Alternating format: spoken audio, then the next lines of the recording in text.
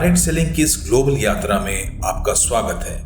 एक ऐसा क्षेत्र जहां सपने साकार होते हैं और सफलता की कोई सीमा नहीं होती। लेकिन हम इस उद्योग के बारे में कितना जानते हैं जो ऐसे अविश्वसनीय अवसर प्रदान करता है।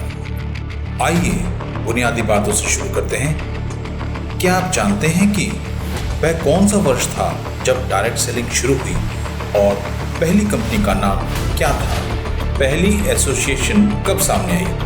पहला मल्टी लेवल कंपनसेशन प्लान कब शुरू हुआ? डायरेक्ट सेलिंग को रेगुलेट करने वाला पहला कानून कब प्रभाव में आया? कितने देशों में भी डायरेक्ट सेलिंग लीगली हो रही है? इस उद्योग का टर्नओवर क्या है?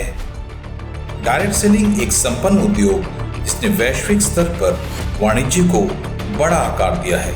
डायरेक्ट सेलिंग के विकास की असाधारण यात्रा में आप सभी का स्वागत है।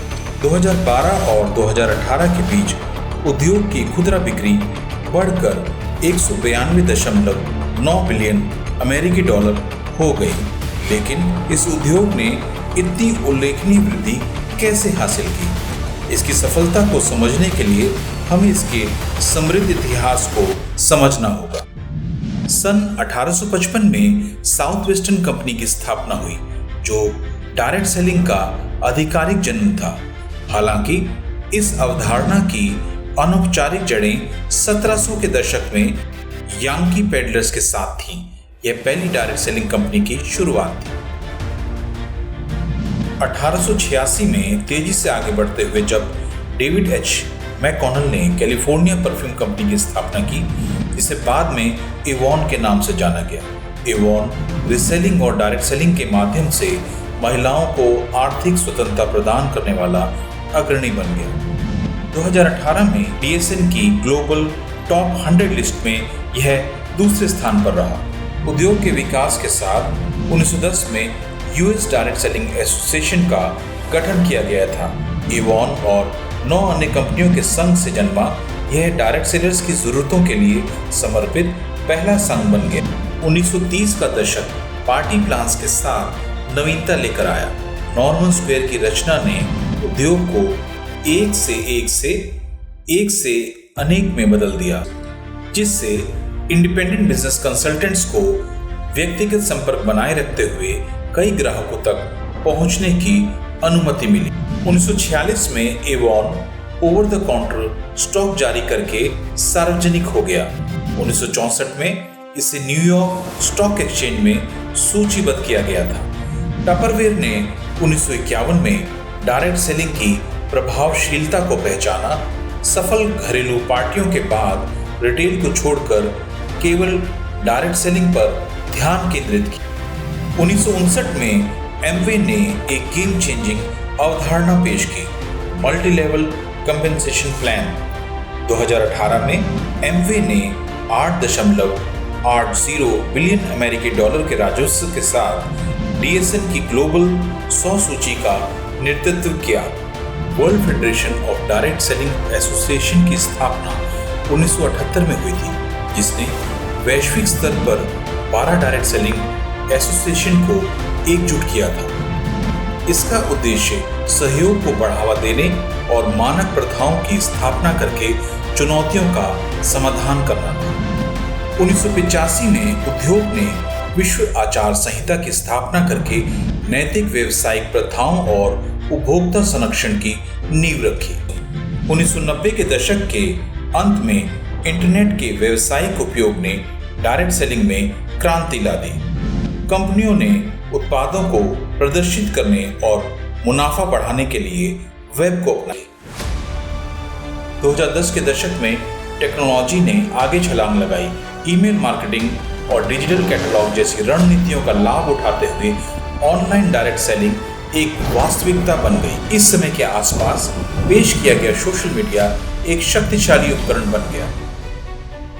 78.6% सेल्स पर्सन ने इसका उपयोग उन लोगों से बेहतर प्रदर्शन करके किया।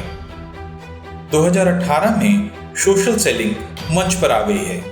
सोशल मीडिया एक प्रत्यक्ष संपर्क केंद्र बन गया है जो पहुंच बढ़ा रहा है और युवा वर्ग को आकर्षित कर रहा है। ई कॉमर्स डायरेक्ट सेलिंग के तरीकों में और विविधता लाती है?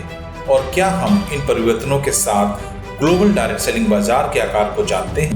2022 में ग्लोबल डायरेक्ट सेलिंग बाजार का मूल्य 200.14 बिलियन अमेरिकी डॉलर था और 2023 से 2030 तक 6.4% की CAGR से बढ़ने की उम्मीद है। वैश्विक बाजार का विकास मुख्य रूप से उपभोक्ताओं की बढ़ती मांग और खरीदने से पहले किसी उत्पाद को चेक करने की आदत से प्रेरित है। जैसे जैसे हम भविष्य आधारित टेक्नोलॉजीज को अपनाते हैं, उद्योग का विकास जारी रहता है। कल्पना करें कि AI संचालित वेबसाइटें व्यक्तिगत समाधान बताएंगी, होलोग्राफिक प्रोडक्ट डेमोन्स्ट्रेशंस को जीवंत बना देगी और वर्चुअल रियलिटी खरीदारी के हमारे अनुभव को बदल देगी। उन्नत डेटा एनालिटिक्स को एकीकृत करने से यह सुनिश्चित होगा कि कंपनियां उपभोक्ता प्राथमिकताओं को बेहतर ढंग से समझ पाएंगी। अनुकूलित उत्पाद पेशकश और व्यक्तिगत अनुभव डायरेक्ट सेलिंग परिदृश्य को फिर से परिभाषित करें। वे अधिकांश लोगों को यह भी पता नहीं है कि डायरेक्ट सेलिंग कंपनी 5 राष्ट्रीय ओलंपिक समितियों की एक गौरवशाली ग्लोबल स्पॉन्सर है और स्पेन में पुरुषों की शीर्ष professional football division La Liga की ऑफिशियल न्यूट्रिशन पार्टनर है। 2021 में एक नई विशिष्ट ट्रेनिंग सेंटर खोला गया। 17,000 वर्ग फुट का मल्टी स्पोर्ट्स ट्रेनिंग सेंटर एथलीटों के लिए एक उच्च तकनीक व्यक्तिगत अनुभव प्रदान करता है, जिसमें शारीरिक कंडीशनिंग, खेल पुनर्वास, व्यक्तिगत पोषण प्रबंधन और खेल प्रदर्शन तक शामिल है। यह अविश्वसनीय है, लेकिन हाँ, ये डायरेक्ट सेलिंग की शक्ति है। वहीं क्रिस्टियानो रोनाल्डो और विराट कोहली जैसे ब्रांड एम्बेसडर भी हैं। इस उद्योग में अपार संभावनाएं हैं। एक अभूतपूर्व कदम में एक तकनीकी दिग्गज ने प्रौद्योगिकी और डायरेक्ट सेलिंग के क्षेत्र का विलय करते हुए एवॉन का अधिग्रहण किया। यह टेकओवर उद्योग के परिदृश्य में बदलाव का प्रतीक है। यह इस बात का प्रमाण है कि कैसे उद्योग विभिन्न क्षेत्रों के साथ जुड़कर नई संभावनाओं को आकार दे रहा है। डायरेक्ट सेलिंग एक सदी से भी अधिक पुरानी व्यापारिक पद्धति 170 से अधिक देशों में प्रचलित है और यह एक वैश्विक उद्योग है। प्रत्येक तकनीकी प्रगति के साथ यह भविष्य की पीढ़ियों के साथ जुड़कर नवाचार का एक प्रतीक बना हुआ है। आज पर्यावरण अनुकूल उत्पादों के बारे में बहुत चर्चा है, लेकिन क्या आप जानते हैं कि इस क्रांति को शुरू करने वाला पहला समूह एक डायरेक्ट सेलिंग समूह ही था और वह भी 1900 के दशक के मध्य में। टॉक्सिक फ्री प्लास्टिक उत्पादों के बाजार में सबसे बड़ा खिलाड़ी फिर से डायरेक्ट सेलिंग उद्योग से है। यह सूची कभी खत्म नहीं होती।